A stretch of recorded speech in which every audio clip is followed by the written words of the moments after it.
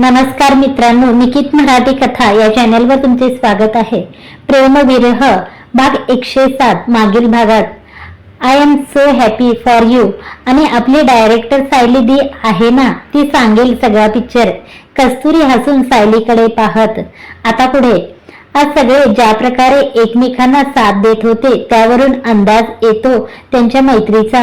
फक्त आता अनयच्या घरच्यांची मोक्षदाला मनापासून स्वीकारलं की सगळं टेन्शन मिटेल. आई पण दुखावली गेली.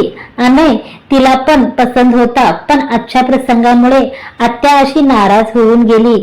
नाही म्हटलं तरी अडचणीच्या वेळी तीच खंबीरपणे आईसोबत होती आणि आज ती अशी संबंध तोडून गेली. हे खूप मनाला लावून घेतलं असेल तिने. अक्षयबद्दल नंतर कल्पना देईल तिला, पण आत्यासाठी वाईट वाटलं असणार तिला. कितीही केलं तरी बाबांच्या खूप जवळची होती ती. प्रभास ठीक आहे, जसं जसं वेळ जाईल होईल सगळं ठीक. बरं चल, सगळे निघायच्या तयारीत दिसतात. काकूंना भेटून केशर पण सगळ्यांसोबत निघते. लग्न सोहळा पार पडला तसे सगळे निघाले होते. निघताना अनयने मोक्षदाच्या आईची माफी मागत त्यांची समजूत काढली होती. मोक्षदाने पण आईची माफी मागितली, पण आईचा स्वभाव माहीत असल्यामुळे तिने माफीची सक्ती केली नव्हती. आईचा स्वभाव शांत असला तरी एखादी गोष्ट एक्सेप्ट करायला तिला तिचा वेळ लागतो हे माहीत होतं तिला. शिवाय आज मोक्षदाचा असा धडाडी निर्णय तिला पचवायला तसा वेळ लागणारच हे मान्य करून जड पावलांनी घरातून पाठवणी झाली होती तिची. प्रभातच्या सूचना, आईचा आशीर्वाद, मैत्रिणींची गळाभेट, सगळं झालं तसं हसत खेळत आपलं लक्ष साध्य करून नवीन मेंबरला घेऊन निघाला होता. अनयचा आजचा सगळ्यात आनंदी दिवस असला तरी पहिल्यांदा वडिलांच्या सल्ल्याशिवाय मोठा निर्णय घेतला होता. आईचा लाडला असल्याने आईचा होकार आणि संमती होती त्याच्या निर्णयाला, पण डॅड काय म्हणतील ही चिंता होतीच. चांद, आर यू ओके? काय झालं? टेन्शन का दिसते तुझ्या चेहऱ्यावर? दोघांना थोडा एकांत मिळाला म्हणून अनय आणि मोक्षदाला आरामात घरी यायला सल्ला देत सगळे नवरीच्या प्रवेशाची तयारी करायला पुढे निघून गेले. दोघच ड्राईव्ह करत निघाले तसं अनय तिचा हात हातात घेत, अनय मला सगळे करतील ना एक्सेप्ट? आपण असं अचानक लग्न, तुला काही प्रॉब्लेम नाही ना होणार? तुझा डॅडला यातलं काहीच माहित नाही, ते कसे रिॲक्ट होतील? मला टेन्शन आलंय. टेन्शन तुला? माझी फायर गन कधीपासून टेन्शन घ्यायला लागली? नेहमी द्यायचं काम करते ती. आज काय झाला इतका बदल? अनय हसून तिला पाहत, तिची अवस्था समजून पण विषय बदलत तो टेन्शन तर त्याला पण आला होता, पण आधीच बावरलेली होती आजच्या सगळ्या प्रकरणामुळे. त्यात तिच्या आईचं टेन्शन, म्हणूनच सध्या त्याचे टेन्शन एक दिवस दूर ठेवता येऊ शकत होतं. तसा तो रिलॅक्स होऊन बोलत, Anay please stop the car. वाईपासून थोडी दूर आलेली त्याची गाडी साताऱ्याच्या निर्मनुष्य अशा रोडला लागली तशी मोक्षदा गाडी थांबवण्याची विनंती करत, व्हॉट हॅपन्ड? तिने विनंती केली तसं गाडी साईडला घेऊन तिच्या बाजूला वळून तिला पाहतो. Nothing, I just wanted to hug you. Feeling restless? त्यांनी काळजीने विचारलं तशी ती त्याला घट्ट मिठी मारून रडायला लागली. तिच्या मनाची स्थिती समजत होती त्याला, तसा तो पण तिला रडून मोकळं होऊ देत होता. मुलीच्या आयुष्यातील खूप मोठा बदल असतो लग्न म्हणजे. त्यात आजच लग्न म्हणजे पचवणं तसं जडच होतं तिच्यासाठी. सगळ्यांसमोर ती कितीही स्ट्रॉंग आणि बेधडक वागत असली तरी त्याच्यासमोर एकदम मवाळ होऊन जायची. चांद, रिलॅक्स, मी आहे ना सोबत तुझ्या. तुला राग आला का माझ्या ह्या निर्णयाबद्दल? मी हे अशा पद्धतीने लग्न केलं तुला कशाचीच कल्पना दिली नाही, त्यामुळे आई नाराज झाली तुझी. पण मी नाही पाहू शकत तुला इतर कोणासोबत, म्हणून तिच्या पाठीवरून हात रब करतो. हो, खूप राग आला होता मला तुझा. किती उशीर केला तू यायला, काहीच सांगितलं नाही मला. अजून काही क्षण आला नसता तर माहित नाही काय केलं असतं. किती भीती वाटली होती. तू दिसत नव्हतास आसपास, तर तुझ्या जागी दुसऱ्या कुणाला पाहणं किती अवघड काम होतं माझ्यासाठी. आणि असं शॉकिंग लग्नाची मागणी कोण घालतं? एकावर एक नुसते धक्के देत होतास. आज विचार करायला पण वेळ नाही दिला. तू काय म्हणालास? तू आज साथ नाही दिली तर मला सोडून जाणार होतास तू? How dare to talk like that. हो कदाचित, कारण आज प्रश्न माझ्या आई वडिलांच्या संस्काराचा होता. त्यांच्यावर कुणीही बोट ठेवलेलं मला नसतं चालत. तुझ्यावर जितकं प्रेम करतो तितकंच मी त्यांच्यावर पण करतो. दोघांची वेगळी अशी जागा आहे माझ्या आयुष्यात.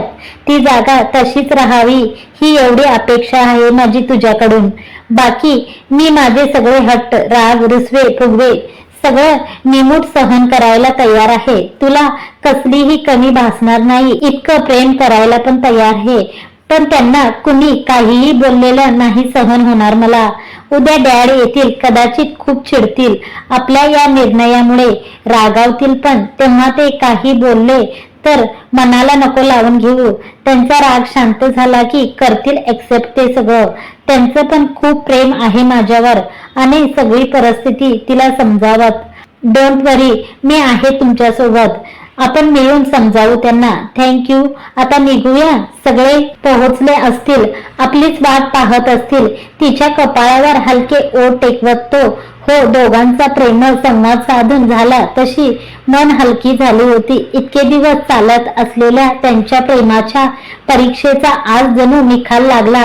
प्रेमाची बोट किनारी लागली होती. आता एकमेकांची सोबत करून येणाऱ्या कोणत्याही तुफानाला समोर जायला दोघे तयार होते.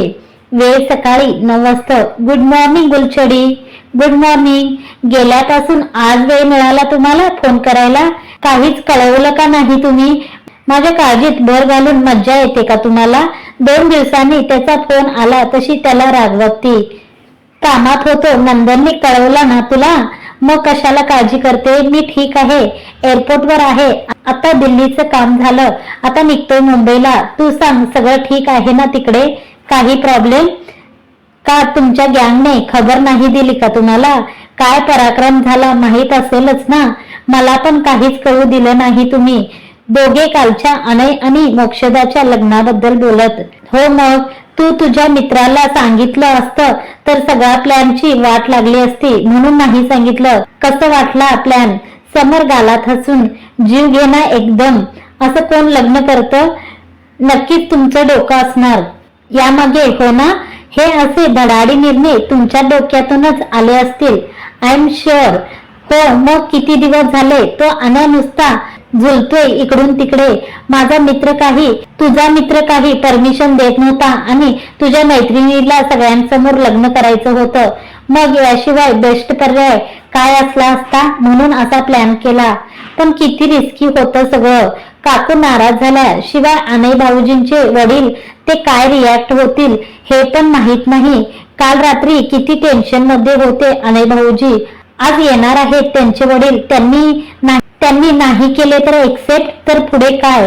डोंट वरी, अनय आहे तो नावाचा सत्याचा मोठं वर्जन. किती ड्रामा करेल बघतो त्याच्या डॅड समोर. तयारी चालू केली असेल त्यांनी. थोड्याच वेळात घरी पण येईल बघ तेव्हा त्याचा ड्रामा. आत्ता कसला ड्रामा? मला नाही वाटत ते असं काही करतील. काल त्यांच्याकडे पाहून वाटत होतं त्यांच्या वडिलांना खूप घाबरतात ते. आणि लग्न काही छोटी गोष्ट नाहीये. आप्पा आणि माईंना पण किती धक्का बसला सगळं ऐकून.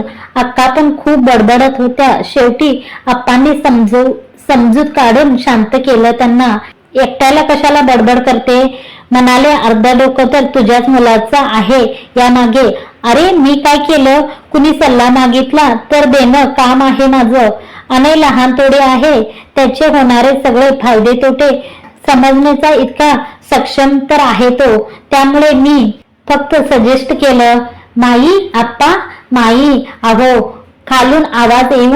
खालून आवाज येतोय कुणाचा तरी रडायचा. मी नंतर बोलते तुमच्याशी. दोघं बोलत होते तसं खालून माई आणि आप्पांना कोणी मोठ्याने आवाज देत आत आले होते. नक्कीच अनय असणार. माईला घ्यायला आला असेल. मी म्हटलं होतं ना तो येईल. जाऊन बघ. काल सारखा आजचा पण ड्रामा एन्जॉय कर. अहो आज काय होणार आता? इथे का आले ते? सकाळ सकाळी केशर कालचा प्रसंग आठवून कपाळावर आट्या पाडून आता पुढे अजून काय पाहायला लागेल याचा अंदाज घेत. जा बघ जाऊन, मी पण ठेवतो, फ्लाईटची वेळ झाली माझी, बाय बाय, काळजी घ्या. माई कुठे आहेस तू? केशर फोन ठेवून जिना उतरून खाली येत होती तसं खरंच समोर अनय उभा होता. अनय, काय रे, सकाळ सकाळी काय झालं तुला? असं वरडत का आला? आणि काय काय कारणाने केलेस? ही अपेक्षा नव्हती तुझ्याकडून. अरे, या सगळ्यांमध्ये तू एकटा समजूतदार वाटला होतास, तूही सामील झाला यांच्यात. घरच्यांची काही विचार घ्यायची पद्धत आहे की नाही? आयुष्यातला एवढा मोठा निर्णय असं तडकाफडकीने कसं रे ठरवता तुम्ही? मुलं सगळी मोकळीक दिली म्हणजे त्याचा असा गैरफायदा घेता तुम्ही? माई त्याच्या आवाजाने मागे मागे परसातून पदराला हात पुसत आल्या तशा समोर अनयला कालच्या प्रकरणाबद्दल सुनावत. माई, तुझा वरडा पुरवडला. तुला हवं तेवढी बडबड कर, मला पाहिजे तर एक दिवस इथे येऊनच राहतो मी. उन्हात भर कर दिवसभर, नाहीतर तुझ्या कल्याणी कृष्णाचा सगळा गोटा साफ करायला सांग. सगळं करतो मी, पण आता माझ्यासोबत घरी चल. आणि माईच्या मागे मागे करत. नाही येणार वसू कुठे? ही काय शाळेची साधी भांडणं नाहीये जे नेहमीसारखं तुझ्या माईला पुढे करायला. तुम्ही चौघांनी घो घातला ना, मग त्याचे परिणाम पण चौघांनी भोगायचे. घ्या तुमच्या लीडरला बोलवून, तो उत्तर देईल. विश्वासच्या अनयचे वडील प्रश्नांची मागून दारातून आप्पा आत आले तसे समोर अनयला बघून बोलत. आप्पा, असं नका म्हणू. हवं तर तुम्ही पण नंतर माईसोबत मिळून शिक्षा करा मला. मी कुठे नाही म्हटलं, पण आता चला ना. माई डॅड तुझं ऐकतील. आणि मी कुठे काय चूक केली आहे? फक्त मार्ग चुकीचा होता, पण नाईलाज होता माझा. मी पण डॅडची वाट पाहत होतो.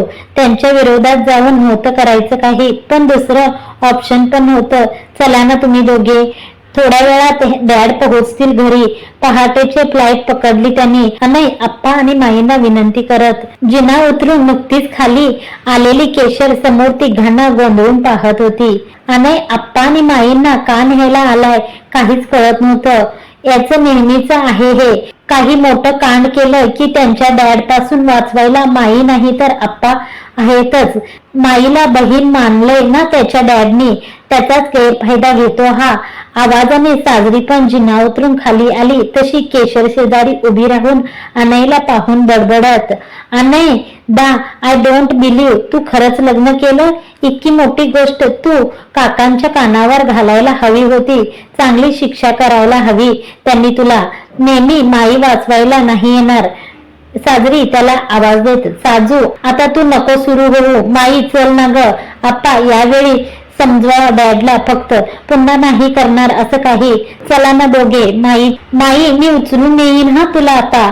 तू चल, मला नाही माहित. अनय माईच्या मागे मागे करत. अरे सोड, काय करतोय? बाई, हद झाली या पोराची. अहो बघा ना हा. अरे सोड ना मला, खाली येते मी. अनयने खरंच माईंना उचलून घेतलं आणि बाहेर निघाला. तसे सगळे डोक्याला हात मारून घेत आप्पा पण नाईलाजाने त्याच्या मागे निघाले. सबनीस या न्यूजचा बंदोबस्त करा. सगळे न्यूज आणि चॅनल कडून हे फुटेज विकत घ्या. आमच्या मुलाने माती खाऊन दिंडवडे काढले आहेतच. आता उरली सुरलेली हे लोक बाहेर काढतील. उद्यापासून कुठेही अनय हे नाव आणि कालच्या बातमीचा विषय निघाला नाही पाहिजे. आणि पुढे फ्लावर शॉपला गाडी घ्या, जरा सत्कार करायला हवा आमच्या चिरंजीवांचा. विश्वासराव एअरपोर्ट वरून बाहेर निघाले तसे गाडीतला पेपर हातात घेतलं. समोर बसलेला त्याच्या सेक्रेटरीला सूचना देत. केशर, हे सगळं काय चाललंय? काहीच कळत नाहीये मला. अनय अचानक या सगळ्यांना घरी का घेऊन आलाय? काय होणार आहे नक्की? मला खूप टेन्शन आलंय. मोक्षदा किचन मधून बाहेर बसलेल्या सगळ्यांना पाहून केशरला सांगत. काल एकदम थाटात सगळ्यांनी दोघांचं गृहप्रवेश केलं होतं. अनयच्या आईने पण रीतसर ओवाळून त्यांच्या सुनेचं स्वागत केलं होतं. अनय अगदी त्याच्या आईसारखा होता, समजदार आणि दिलखुलासा.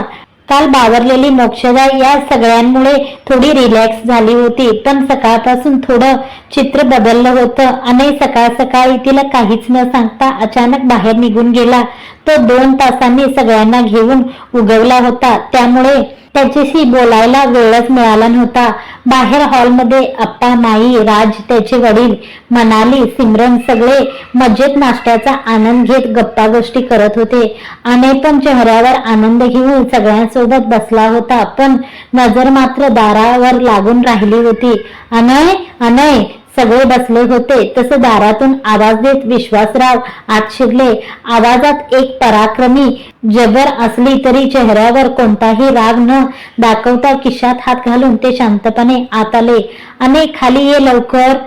नेहमीसारखे वर जिन्याकडे पाहून अनयला आवाज देत त्यांच्या रूम मध्ये खाली बोलायला त्यांनी तोंड उघडलं तशी समोर बसलेल्या सगळ्यांवर नजर पडली.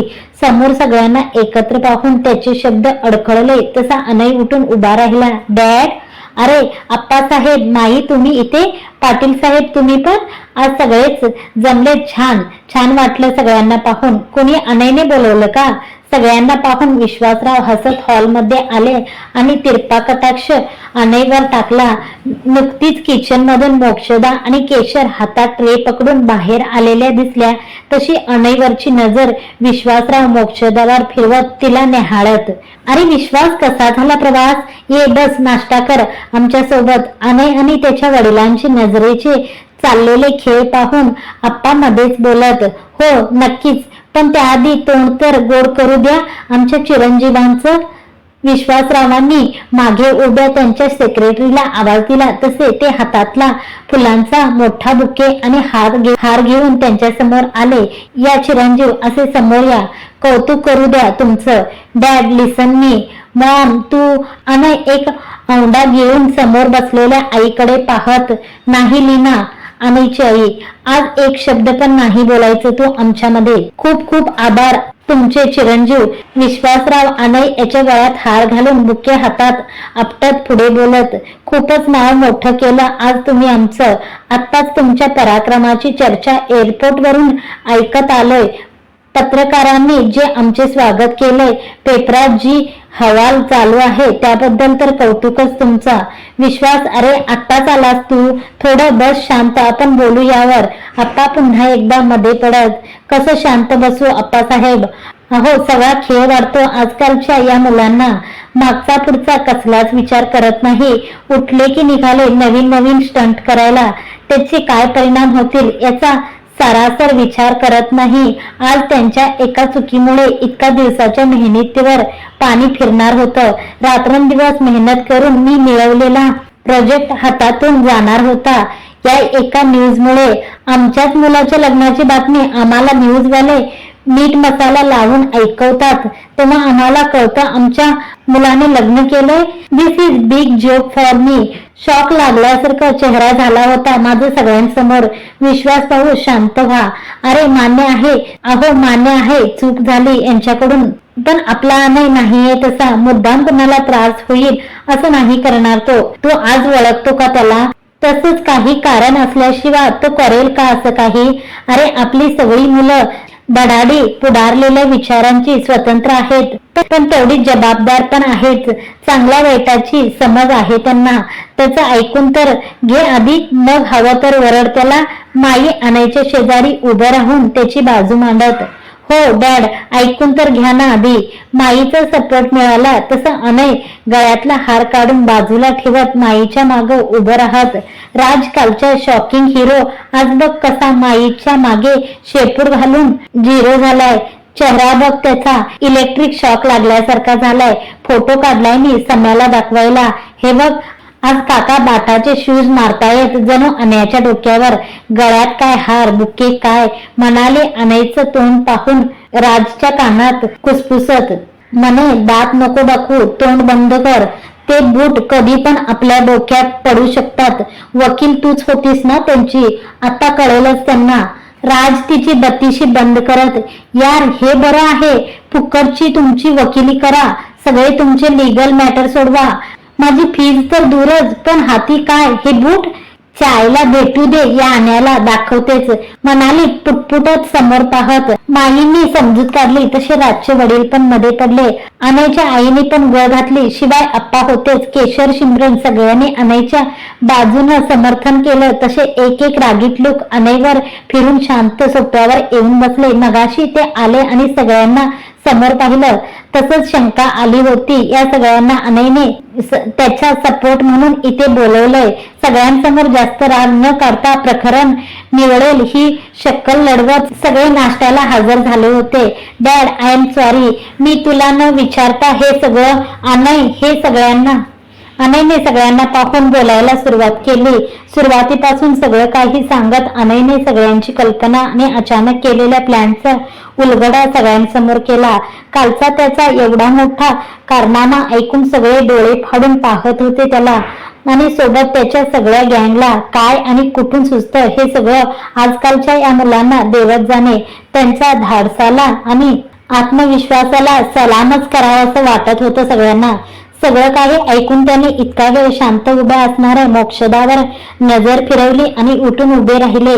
कितीही कुणी त्याच्या वागण्याचं समर्थन केलं तरी व्हायचा तो मनस्ताप होत होताच. कितीही केलं तरी एका वडिलांचं मन होतं ते. दुखावलेल्या मनाला या सगळ्यातून बाहेर यायला तसं थोडा वेळ तर द्यावा लागणार होताच. त्यांनी हताशपणे अनय आणि आपल्या पत्नीकडे पाहिलं आणि काही न बोलता जिना चढून वर निघून गेले. ज्याच्यावर जास्त जीव असतो कदाचित त्याच्याकडून अपेक्षा पण जास्तच असतात.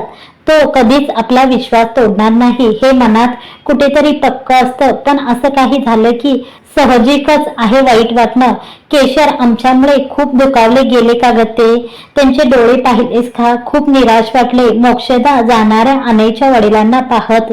भाई, तू बोल ना, जाऊया. अनयने पण त्याच्या वडिलांना असं निराश होऊन जाताना पाहिलं. तसं भाईला गळ घालत तो. अनय, मी आधी सांगितलं होतं ही शाळेची भांडणं नाहीये. खूप मोठा निर्णय आहे हा. आता थोडं एकटं राहू दे त्याला. कसलीच कल्पना दिली नाही तू त्याला. साहजिकच असं अचानक ऐकल्यावर थोडा वेळ शांत व्हायला. तू तुझं काम केलं, आता त्याला त्याचा निर्णय घेऊ दे.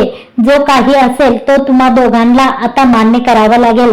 प्रेमाची परीक्षा यशस्वी पार केलीस तू, पण आता तो विश्वास पुन्हा कमवावा लागेल तुला. सगळं काही इतकं सहज मिळत नाही आयुष्यात. आप्पा अनयला समजावत. हो आप्पा, मी तयार आहे. घेऊ दे त्यांना वेळ. ते जे काही निर्णय घेतील तो मान्य असेल मला. आज कदाचित मी खूप हर्ट केलंय त्यांना. अनय मनाची समजूत काढत सगळे एक एक करून अनय आणि बाकी सगळ्यांचा निरोप घेऊन आपापल्या मार्गाला निघाले होते. प्रेमात पडणं जितकं सोपं असतं त्याच्या दुप्पट ते निभावणं अवघड असतं. प्रत्येक वेळी प्रत्येक वळणावर एक एक नवीन परीक्षा द्यावी लागते या प्रेमासाठी. आता आपल्या अनयची परीक्षा कुठवर चालणार होती हे तर ह्यावेळी वेळच ठरवणार होती.